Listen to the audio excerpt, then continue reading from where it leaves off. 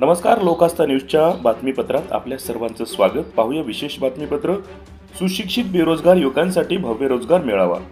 भाजपाचे आमदार श्री जया चव्हाण यांनी आयोजित केलेल्या या रोजगार मेळाव्यात 4000 युवकांनी नोंदणी।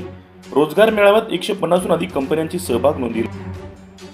सुशिक्षित बेरोजगारांना रोजगाराच्या संधी उपलब्ध व्हावा या उद्देशाने भोकर विधानसभेचे आमदार श्री जया चव्हाण यांच्या वतीने भव्य रोजगार मेळाव्याचे आयोजन करण्यात आलं होतं।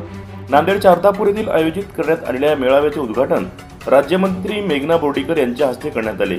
या रोजगार मेळाव्यात जवळपास 4000 युवकांनी नोंदणी केली असून 150हून अधिक कंपन्यांचे प्रतिनिधी या मेळाव्यात सहभागी झाले होते।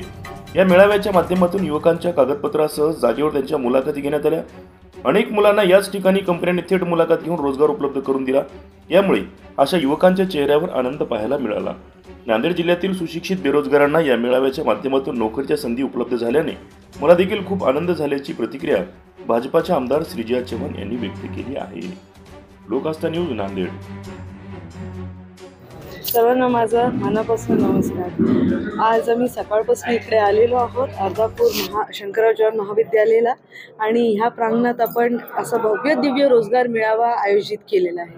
आपल्या मतदारसंघाच्याच तरुण मुलं मुलींना आणि तसंच नांदेड जिल्ह्यातून बरीच तरुण पिढी इकडे आलेली आहे रोजगार घेण्यासाठी आणि त्याची आज आम्हाला अतिशय आनंद वाटतोय। कारण आम्ही जेव्हा रजिस्ट्रेशन केलं तेव्हा 4000 पेक्षा जास्त रजिस्ट्रेशन बाहेर झालेलं आहे। म्हणजे 4000 पेक्षा जास्त आपल्याकडे इकडे कॅन्डिडेट्स आलेले आहेत ज्यांना रोजगार आज आम्ही उपलब्ध करून दिला आहे। आम्ही सगळे जेव्हा व्यासपीठावर होतो आणि व्यासपीठ मंच जेव्हा आपले सगळे मनातले गोष्ट सांगत होते तेव्हापर्यंतच म्हणजे एका तासाभरातच आपण ऑफर लेटर सुद्धा पोरांना इकडे दिलेलं आहे आणि त्यांचा रोजगार असा फिक्स झालेला आहे। असे 25 तरी आता मुलं आहेत सकाळपासून जे आलेत, इंटरव्ह्यूज दिले, त्यांचे ऑफर लेटर त्यांच्या हातात आलेले, त्यांच्या डोळ्यात ते आनंद आम्ही सुद्धा पाहिला आणि मला सुद्धा अतिशय जास्त आनंद झालेला आहे की आज आपल्या मतदारसंघात मी काहीतरी करू शकले, त्यांच्यासाठी आपल्या तरुण पिढीसाठी काहीतरी करू शकले। त्यामुळे मला खूप आनंद होतोय। धन्यवाद।